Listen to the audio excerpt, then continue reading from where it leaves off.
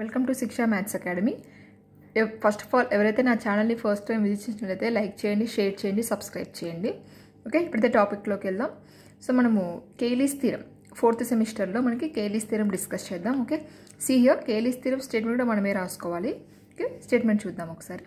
Every finite group G is a isomorphic to permutation group. Isomorphic అంటే నేను మీకు ఇందాక ప్రీవియస్ వీడియోలో ఎక్స్ప్లెయిన్ చేశాను. ఒకసారి చూడని వాళ్ళు ఎవరైనా ఉంటే చూసుకోండి. అంటే ముందు వీడియోలో మనకి కేలీస్ థీరం ఎక్స్ప్లెనేషన్కి ముందు ఫండమెంటల్ థీరం ఎక్స్ప్లెయిన్ చేశాను. సో అందులో ఐసోమార్ఫిక్ అంటే ఏంటి, హోమార్ఫిజం అంటే ఏంటి మొత్తం ఎక్స్ప్లెయిన్ చేశాను. ఓకే, ఒకసారి చూసుకోండి. See here every finite group G is isomorphic to permutation group. So finite group isomorphic అంటే మనకు తెలుసు ఏంటి, 1 ఆన్ టు హోమార్ఫిజం. అదే మనకి పర్ముటేషన్ గ్రూప్ అంటే ఏంటి అంటే ఇక్కడ చూడండి ఒకసారి. F tends to A to A, F tends to A to A అనేది మనకి ఒక ఫంక్షన్ తీసుకుంటే F tends to A to A, F of A అంటే FA ఈ ఫంక్షన్ నుంచి ఈ సెట్ నుంచి ఈ సెట్కి మనకి రిలేషన్ తీసుకున్నప్పుడు FA tends to A to A, FA of X is equal to AX. So మనం తీసుకున్న ఆ రిలేషన్ కూడా బైజెక్షన్ అవ్వాలి. బైజెక్షన్ అంటే మళ్ళీ మనకి ఏంటి, 1 ఇంకా ఆన్ టు అయితే అప్పుడు దాన్ని మనం ఏమంటామంటే పర్ముటేషన్ గ్రూప్ అంటాం. ఓకేనా, ఇప్పుడు ప్రూఫ్లోకి వెళ్దాం. సో చూడండి, ప్రూఫ్ వచ్చేసి let G be a finite group, X belongs to G, A belongs to G. అంటే ఇందాక చెప్పుకున్నాం కదా మనము.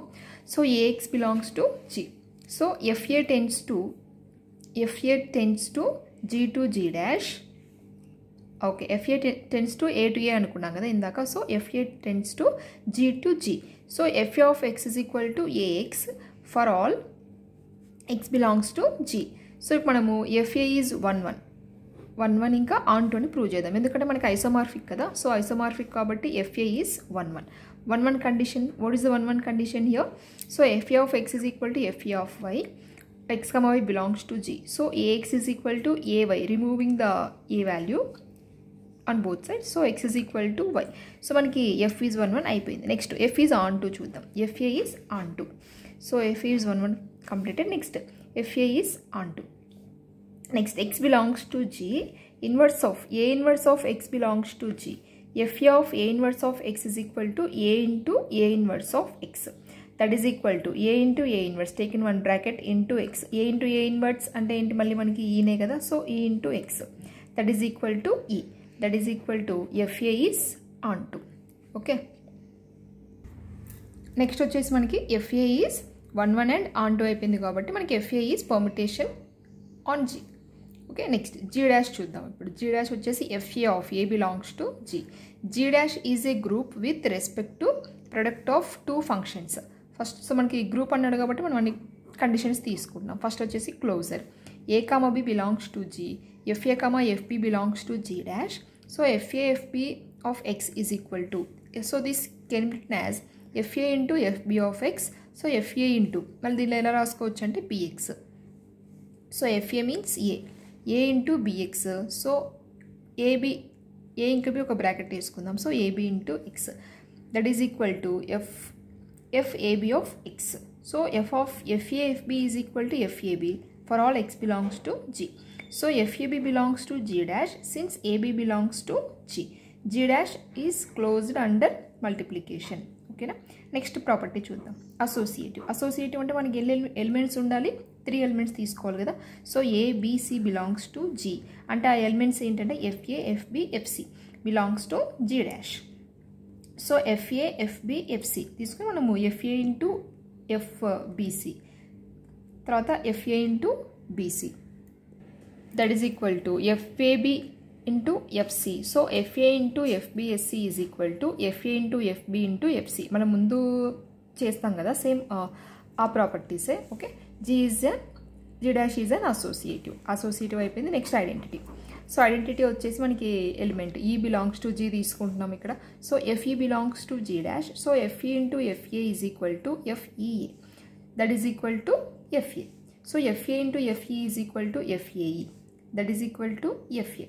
సో మనకి ఇక్కడ 2 కండిషన్స్ ప్రూవ్ చేసాం. నెక్స్ట్ చూడండి, నెక్స్ట్ ఇన్వర్స్ వచ్చేసి A belongs to G, A inverse belongs to G.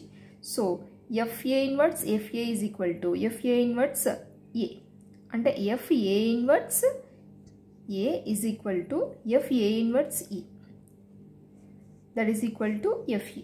So FA into A inverse is equal to అంటే FA inverse is equal to FE. So FA inverse of A, FA into A inverse both are same కదా, so FE. Therefore G dash is a group. Pi tends to G to G dash. Next వచ్చేసి మనకి pi of A is equal to FA for all A belongs to G. So pi is 1 1. Next మళ్ళీ pi is 1 1. So A comma B belongs to G. Pi of A is equal to pi of B. You know that 1 1 condition మనకు తెలుసు కదా, f of A is equal to f of B, then A is equal to B. So మళ్ళీ pi of A అంటే FA. FA is equal to FB. FA of x is equal to FB of x. మళ్ళీ FA of x అంటే AX, FB of x అంటే BX. So removing x on both sides, so A is equal to B will get. So pi is 1 1. 1 1 condition prove అయిపోయింది. Next pi is on to అని prove చేద్దాం. Okay, so pi is on to వచ్చేసి మనకి FA belongs to G dash, A belongs to G dash. So f of A is equal to FA. So f is on to. Pi is homomorphism. Pi is homomorphism. Homomorphism condition కూడా నేను explain చేశాను previous వీడియోలో. Okay, అది కూడా చూసుకోండి ఒకసారి. A comma B belongs to G, A belongs to G, B belongs to G, AB belongs to G. F of AB is equal to, pi of AB is equal to f of AB. So f of A into f of B, FA into FB, that is equal to pi A into pi B. So homomorphism. Pi is homomorphism. That implies pi is 1 1 and onto and homomorphism.